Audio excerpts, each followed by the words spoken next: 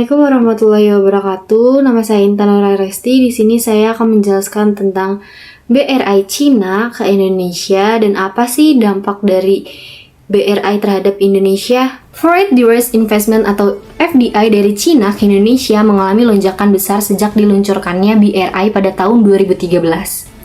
BRI bertujuan membangun infrastruktur dan memperkuat konektivitas perdagangan lintas negara termasuk pelabuhan, jalan, rel kereta api, dan energi.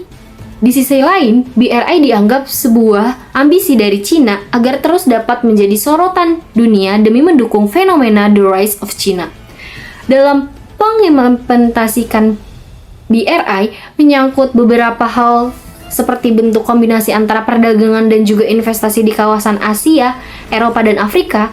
Proyek ini menjadi salah satu wacana Cina dalam mengembalikan masa kejayaannya di masa lampau yang melalui perdagangan jalur sutranya. Dalam pengimplementasian BRI, Cina sendiri telah mengupayakan beberapa jalur sutra yang melintasi negara-negara yang berada di kawasan Asia, Eropa, dan Afrika. Kebijakan ini bahkan telah berhasil mendaftarkan 155 negara sebagai anggota yang bergabung dalam proyek ini. Sungguh proyek ini yang sangat luar biasa. Indonesia juga dengan Cina sudah menjalin hubungan cukup lama dan hal ini akan selalu menarik untuk dibahas. Pada abad 21 merupakan abad kebangkitan Cina atau bisa disebut dengan The Rise of China. Cina juga telah memperlihatkan kemampuannya sebagai kekuatan regional di Asia dan mempertimbangkan dapat memainkan peran sebagai hegemon global setelah Amerika Serikat.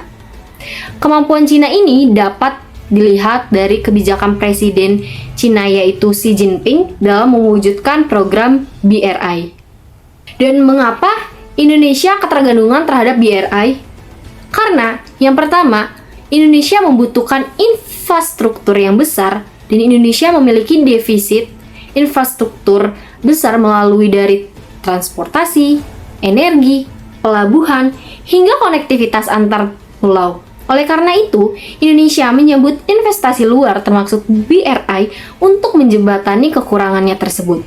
Dan yang kedua, skema pendanaan BRI yang sangat mudah diakses, yang dimana BRI menawarkan pembiayaan yang sangat besar dengan proses yang lebih cepat dibandingkan lembaga keuangan multilateral seperti IMF atau Bank Dunia.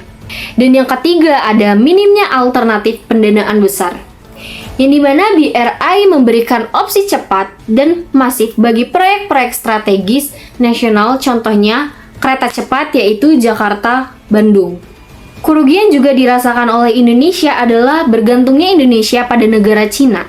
Hal tersebut sangat berdampak negatif di bidang ekonomi dan politiknya.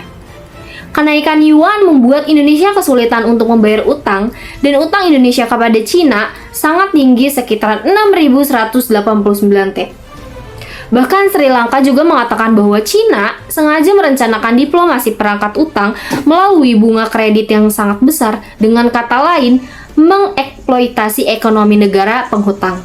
Cina juga memperlakukan syarat yang cukup merugikan di proyek BRI-nya, yang dimana negara peminjam harus membeli 70% bahan baku dari Cina dan harus memperkerjakan tenaga kerja dari Cina. Jika Indonesia terus bergantung pada Cina, akibatnya akan terjadi penurunan 100% dan pertumbuhan ekonomi Cina juga akan ikut membawa penurunan bagi Indonesia sebesar 0,3%. Akibat dari ketergantungan ini juga berdampak pada ekonomi saja, tetapi juga politik Indonesia seperti akibat dari datangnya pekerja Cina ke Indonesia membuat khawatir terhadap pekerja lokal di Indonesia akibat persyaratan BRI di atas. Dan pastinya akan terjadi protes di mana-mana dan tidak hanya terjadi sentimen anti-Cina, pasti akan meningkatkan dan ketergantungan pada Cina. Indonesia juga kehilangan identitasnya sebagai negara yang bebas aktif. Hal ini pasti akan menjadi perbincangan, merusak reputasi negara Indonesia karena tidak berpegang pada prinsip yang dianutnya. Indonesia juga harus memikirkan dalam mencari jalan keluar agar tidak terlalu bergantung kepada Cina, dan oleh karena itu Indonesia harus lebih selektif dalam melakukan pergerakan, apalagi BRI yang dapat merusak maritim Indonesia dan merusak kedaulatan di wilayah laut Indonesia. Tidak hanya itu, jika BRI ini berhasil, bukan mustahil Cina akan mampu menjadi kekuatan dunia, seperti halnya Inggris dan Amerika.